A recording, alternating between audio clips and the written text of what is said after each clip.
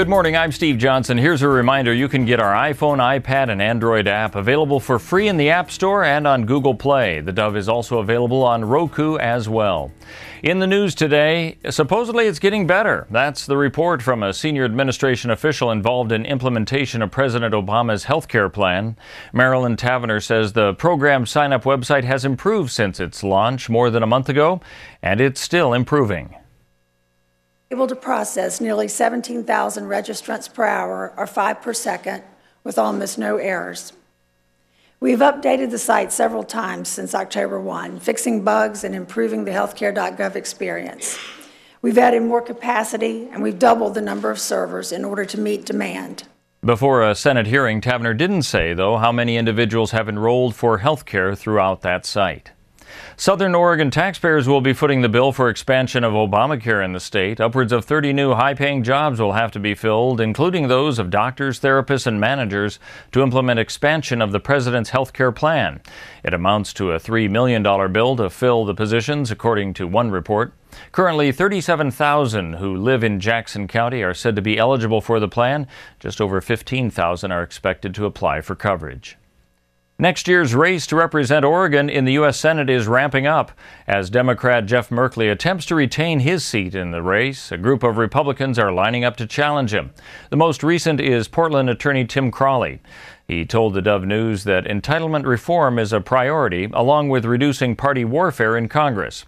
He says federal budget reform is also needed, with a review of military bases that might need to be analyzed for their effectiveness.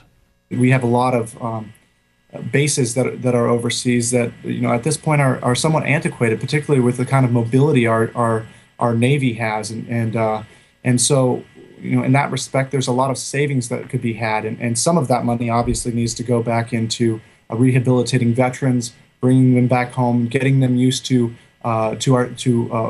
working in our society from a civilian standpoint. Crawley says he's hoping that dialogue concerning the issues that need to be tackled will overcome any polarization with Democrats and Republicans during the campaign. He's a Democrat who will govern in a state where Republicans control the legislature, and Terry McAuliffe says he wants Virginia to be the model for bipartisan cooperation. Yesterday, he defeated Republican Ken Cuccinelli, even as polls indicated that voters saw both candidates to be too far from the center. Let's take a look at what we can expect on the weather scene. And for Medford and Grants Pass, cloudy skies tonight with today, that is, with a high of 64. Tomorrow, the rain coming back in, about an 80% chance with a high of 56, then clearing slightly on Friday with a high of 55. For the Klamath Falls area, cloudy today with a high of 59 and a reprieve from the rain until tomorrow, 40% chance with a high of 55, then 51 on Friday. Along the coast, a similar trend today in Brookings, 58 degrees with cloudy skies, about pretty good chance of rain all day long on Thursday with a high of 53, then clearing out partly sunny on Friday with 54. For Port Orford and Coos Bay, today cloudy with a high of 58, then rain for the next couple of days. Tomorrow the high of 55 and 53 only expected as a high on Friday.